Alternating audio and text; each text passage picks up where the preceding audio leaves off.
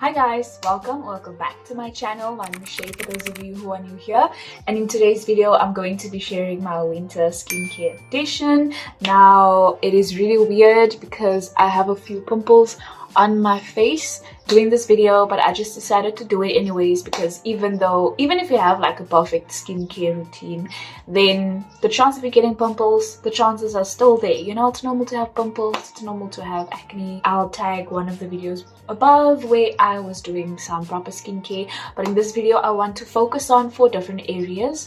I can say I put it in 4 categories.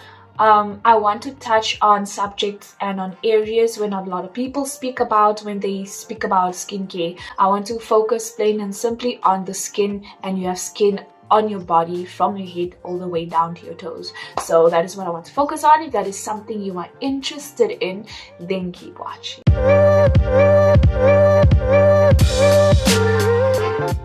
So I don't know if you have noticed, but my skin in particular in the winter is extremely dry. It's like, you know, I need water, and it screams for help and it screams out for moisturizing. There is actually a reason for this. Indoor heating reduces humidity and it affects the amount of moisture available to your skin. So cold weather, harsh wind and rain strips natural moisturizing oil from the skin. It's not just you, it's not you, you're not doing anything wrong. Basically, it is just the environment around you that's changing the amount of moisture that's available to your skin. So we can't do anything about the weather, but we can do something about our skincare routines. We can add something extra, we can adjust it so that our skin gets the necessary help it needs. So the first one is a weird one, and the reason why I'm saying it's weird is because not a lot of people speak about it, because not a lot of people think that it takes part of skincare, but it actually plays a very big role in skincare. So the first thing I want to talk about is shaving. So most people feel like there's no need to shave in the winter. I personally strongly disagree on that because I did some research and it says that shaving gets rid of dead skin cells and it contributes to regulated melanin and keratin production, leading to a younger looking skin. So not just are you shaving for aesthetic purposes, but it's also helping your skin build those new skin cells, getting rid of the old skin cells. So it's a very important thing. Not that I'm saying that you should shave as often as you would in the summer, but it is important to also shave during the winter time because it's also for hygiene purposes, you know, especially with the underarms. If you haven't shaved in a long time and you have like bushes under your underarms, then the chances of bacteria to sit on these hairs are much higher. You have a more surface area for the bacteria to grow on, if that makes sense, instead of just having it grow in your armpits, which is weird, but even if you wash it, it's still there, hey? But yes, so what I use for shaving is these two.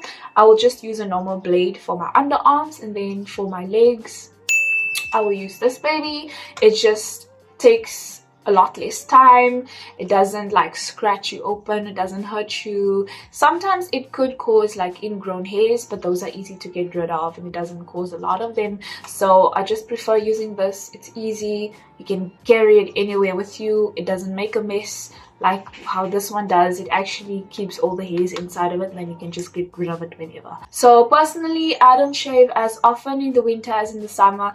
It makes sense because you're not gonna wear short skirts or shorts or like sleeveless tops as much in the winter as you would in the summer. So I'm not saying do it every day, I'm not saying do it every other day or once a week. I do it like maybe twice a month or 3 times if I feel the need to.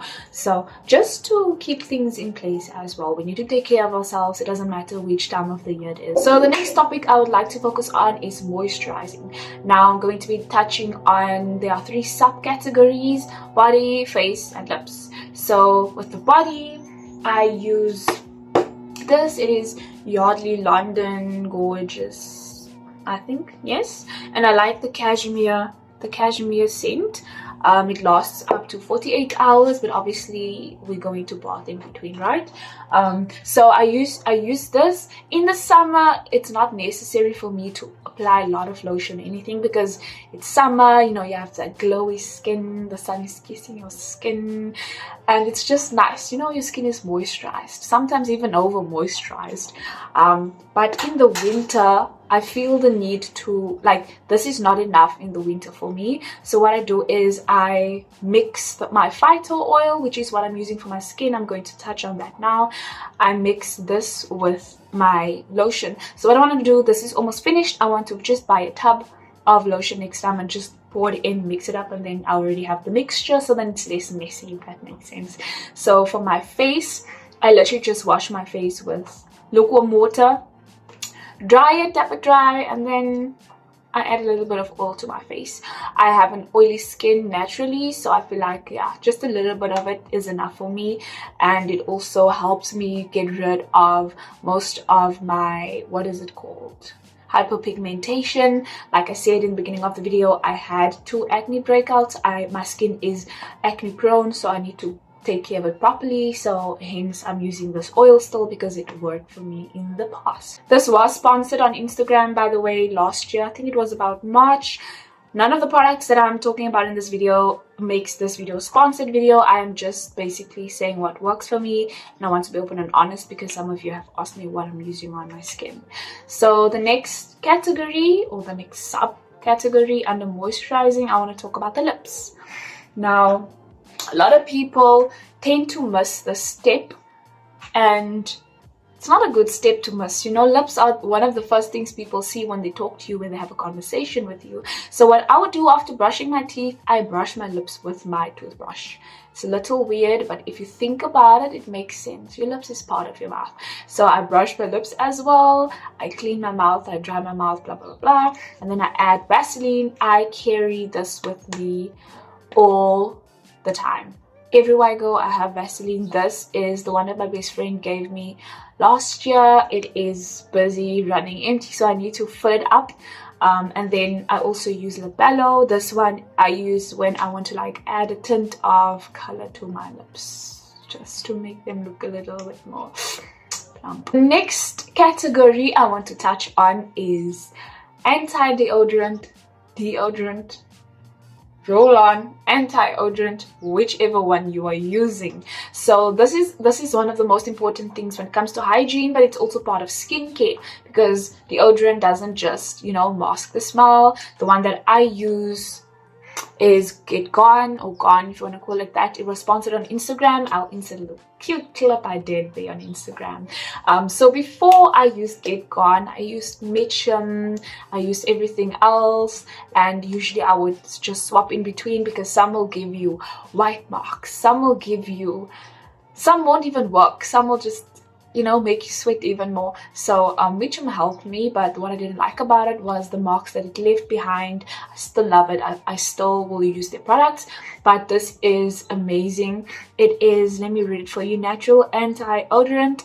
It is unscented, so it doesn't mask the smell, but it prevents the smell. So it kills the bacteria that causes the smell. So that is part of hygiene, but also great for your skin. It's unscented. There's no harsh chemicals that's gonna make bumps on your underarms. I can't remember when last I've had bumps since I used this product, so really important for skincare. So last but not least on the list is your scalp.